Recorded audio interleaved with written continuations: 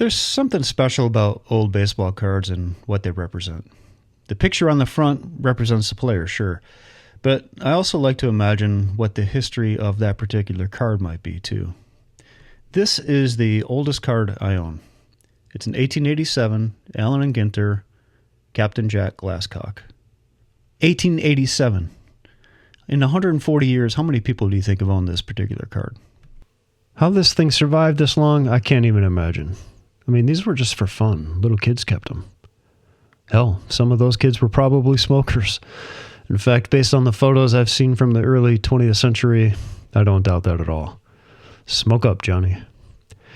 This particular card was distributed by Allen Ginter Tobacco, based in Richmond, Virginia. The actual printing was contracted out to skilled lithographers in New York City and Philadelphia. The images were created using a process called chromolithography. The technique involves multiple limestone blocks, one for each color. Each block was hand-drawn for application of a specific color. The drawing would be done with an oil or grease-based pencil or crayon. For printing, the block would be sprayed with water and then ink would be applied to the block. And since water and oil don't mix, the areas of the stone with the grease pencil would be dry and receive the ink. The wet parts of the stone would not. And then the stone would be pressed onto the cardstock and the next stone would follow.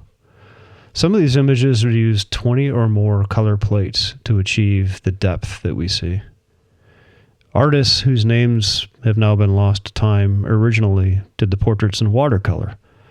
Then a skilled craftsman took that watercolor image and created the separate plates. And make no mistake, it truly is art.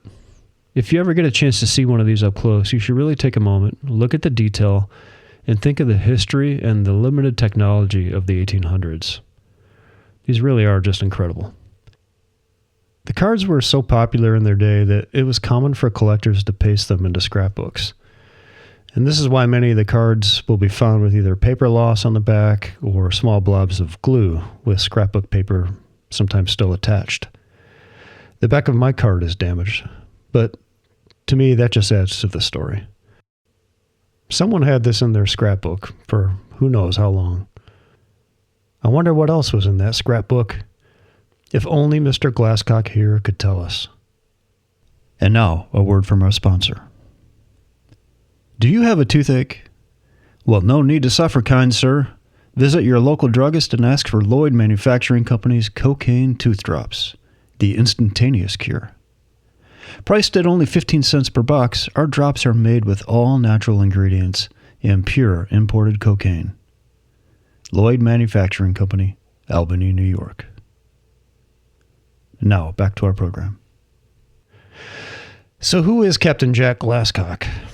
John Wesley Jack Glasscock was a middle infielder who built a 17-year career in one of the toughest eras of the game, when they played without gloves.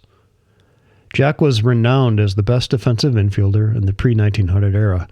He was part of what's known as the Stonewall infield, alongside first baseman Silver Bill Phillips, second baseman Fred Dunlap, and third baseman Jerry Denny. There's a pretty strong argument that Captain Jack should be in the Hall of Fame. He set major league records for assists and double plays in 1887, and again led the league in fielding in 1888. The following year, he set new records with 246 putouts and led the league in assists, double plays, and fielding average. By all accounts, he was an elite defender. In 1890, he won the batting crown in the National League while playing for the New York Giants. The year prior, he led the majors with 205 hits, finished second in batting with a .352 average, the highest achieved by a shortstop to that point. He ranked second in doubles and total bases, scoring 128 runs and stealing 57 bases.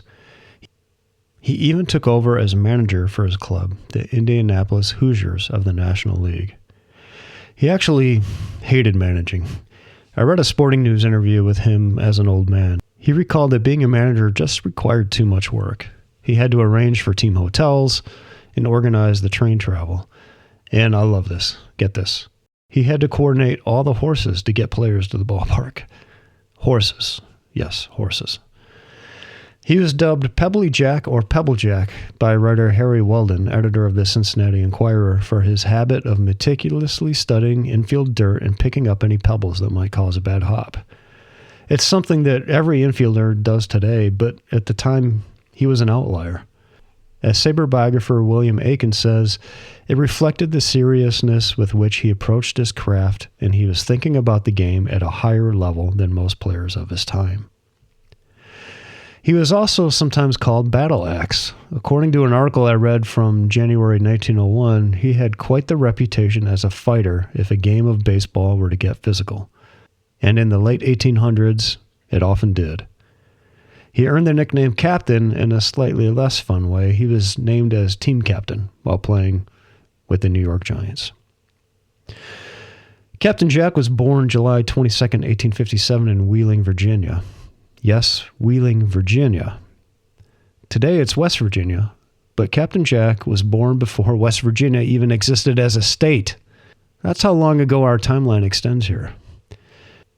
As you might expect in that era, his schooling ended at a young age. He dropped out of school in the 4th grade and went to work as a carpenter. A 9-year-old carpenter. Working full-time. Crazy. But also fitting for a guy who would come to be known for his toughness. Details of Jack's early baseball life have eluded me. All I know is that by 1877, he was playing ball at age 19 for Wheeling, then Champion City in Ohio, and then Buffalo, where he honed his skills alongside men such as Buttercup Dickerson, Blondie Purcell, Billy Barney, who I swear is Ed Harris, Doc Bouchon, Spencer Strider lookalike, and Hall of Famer John Montgomery Ward. Sabre researchers write that Jack did more than pile up numbers. He's credited with essentially defining what the position of shortstop should be, including coordination on steals and infield coverage. Al Spink, founder of the Sporting News, wrote that Glasscock was, quote, acknowledged by all his fellow players to be the greatest in his position and one of the greatest players from a fielding standpoint the game has ever known. Captain Jack's Hall of Fame candidacy has just sort of fallen through the cracks. 19th century stars are underrepresented, especially players whose greatness depends heavily on defense. Statistics that voters just didn't always know how to value. Glasscock appeared on the original Hall of Fame ballot in 1936, but received little support. Then he slipped into the large pool of early stars, overshadowed by more recent names. But the case for him is serious. A batting title, more than 2,000 hits, dominant defensive records, longevity, and a reputation among historians as perhaps the finest shortstop of his century. Sabre researchers even selected him in 2016 as the most overlooked 19th century baseball legend. After baseball, Mr. Glasscock returned to Wheeling, living on the same street in which he grew up. He was a local hero in town, a long way from his days as a 9-year-old carpenter. He died in 1947 at age 89. And now, a word from our sponsor. Horse exercise at home. Vigors for all. Hitherto, only the rich have been able to avail themselves of horse exercise, which is acknowledged by the most eminent members of the medical profession to be the best of all remedies. Horse exercise brings the whole of the vital organs and muscular forces into play, and both brightens the brain and increases the physical power. Come see Vigor's Horse Action Saddle, used by Her Royal Highness the Princess of Wales. Exercise on this saddle cures dyspepsia, quickens the circulation, stimulates the liver, and safely reduces obesity for both ladies and gentlemen. Victor & Company, 21 Baker Street, London. And now back to our program. Finally, a brief word on the company Allen Ginter. My wife's family owned a large tobacco farm in Southern Virginia, so I was intrigued and I wanted to learn more about the company. The company was a partnership between John Allen and Louis Ginter. Mr. Allen owned a tobacco company in Richmond starting around 1860. Louis Ginter grew up in New York City. His father, John, was a grocer. At age 18, Louis went south looking for adventure and work. He opened a furniture store that became successful and then branched out to silks, linens, and fabrics. When the Civil War began, Mr. Ginter joined the Confederacy as a quartermaster, earning the rank of major under General Joseph R. Anderson in the Army of Northern Virginia. After the war, Ginter became associated with a brokerage firm in New York, which failed during the crisis of Black Friday, September 24, 1869. This misfortune turned out to be a blessing in disguise, as Ginter then directed his energy into a new venture, tobacco, where he would make his fortune. Mr. Ginter wanted to return to Richmond after the war, and he would eventually form a partnership with Mr. Allen in 1872. Their new company was called the John F. Allen Company. They began in a small way by manufacturing smoking and chewing tobacco and cigars in a small factory in New York, then the center of the tobacco industry in the U.S. In 1875, the company moved to Virginia. In the early 1880s, the firm changed its name to Allen & Ginter. It kept that name even when John Allen retired from the company in 1884. I hope you enjoyed learning a little bit about Captain Jack Glasscock, Allen & Ginter, and the process in which these beautiful cars were made. Thanks for your time. Take care.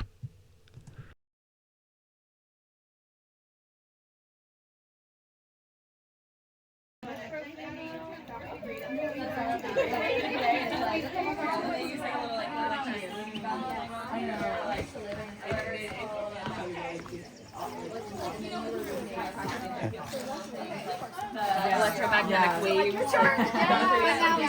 That's funny. Coda. Oh my god. Coda's like, she's so interested in someone. Yeah. That was our friend. I know. I think she thinks it's her. Hi, Ollie. They look like each other. I'm okay. Not like what's scary. Okay, bye.